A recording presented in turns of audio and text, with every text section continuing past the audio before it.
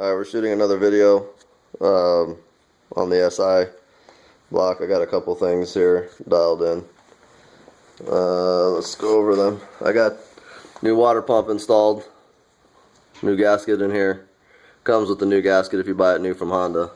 I've got the water pump housing installed and with perfectly clean, nice and fresh. Knock sensors installed. I got a little bracket. It's like just a little weight bracket. It might just be a stabilizer. I don't know. I didn't see anything hook up to it, so I don't know exactly what the purpose of that is, but let me know if you do. The motor mount bracket installed on the block, all nice and clean and prepped. New Honda fresh filter, oil sensor, and of course we're using the for the seal around the water pump housing, we're using the Honda Bond. It's called Honda Bond HT, and you get this at the Honda dealer, or you can probably order it online. Excellent silicone. Got a new Honda filter on there. The Honda filter, we were going to run it. I bought a cheap From filter here. I was going to run it with that just to get the brake in, you know, with 500 or 1,000 miles or so on it, and then just ditch it and put some synthetic. We're not going to put synthetic fluid in this until the second oil change, because I think it'll just be a waste.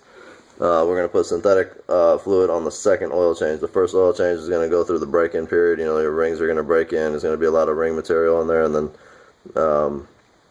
we just want to use the synthetic oil in afterwards. So that's going to be that. There's the water pump. Part number there on the SI water pump if you need it. Ordered an extra gasket. Didn't know it came with one, but I guess it did. Alright, now back to the cylinder head. We're going to install the cylinder head next, and here it is right here. As you can see, it is spotless. It is perfectly cleaned, spotless, real nice. There's the VTEC control solenoid. These are the exhaust ports. I don't know if you can see in there. Super clean, real nice. Right down at the bottom. Got a dowel pins here. I'd actually take those off and install them on the block. All the valves are nice and clean. Very nice. We checked the service limit on the head. The head didn't need to be machined. Basically how you do that is you put a precision flat edge right across here and measure on the points where the cylinders here are going to open. Are going to separate from one cylinder to the other. Measure on these points. I measure on the outsides here. I measure basically 3 points, 1, 2, 3, and if it's within the service limit, you do that with the feeler gauge, and if it's within the service limit, you don't have to machine, because you can only get a machine or two on these heads. Otherwise they'll start shrinking. They'll take too much material off, and then you'll hear a valve tap, and you don't want to do that. So if you don't have to surface or machine your head, then don't do it. Intake ports are spotless, nice and fresh. Everything's real nice and ready to go. So we're going to install this with the fresh head gasket. And I got the fresh head gasket set there from Honda. Nice gaskets there. Also, as far as we're following this service manual. I've got a service manual on this car, factory service manual, and you can find these online. It's for this one here is for particularly for the Acura RSX, and it's the same basic motor, but it goes through and guides you through all the tightening sequences, loosening sequences, torque specs, and everything like that. And with the torque specs, you really need to pay attention to the torque specs, because you don't want to over tighten.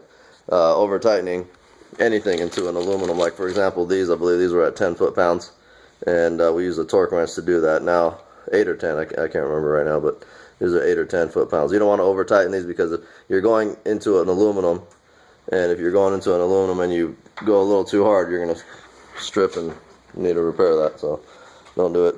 And to get the right torques, you need torque wrenches like these here. I've got a nice snap-on. This is a half-inch drive. Great torque wrench. And also I got a 3/8 drive, and this is a nice torque wrench. It's a Matco. I use that a lot.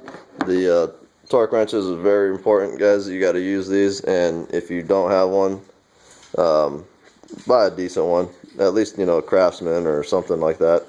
Don't buy a cheesy old Harbor Freight one that you don't even know if it's calibrated right, or if it's gonna last or anything like that. So just go ahead and, if you're gonna do this type of work, invest in nice torque wrenches. These are gonna, you know, serve a lot of purpose for me, so it was a nice investment.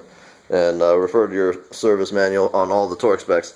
Now, now we're gonna set this head gasket on here and go through it and put the head on. So once the head's on, we're gonna lubricate all the moving parts, and I'll show you that video next.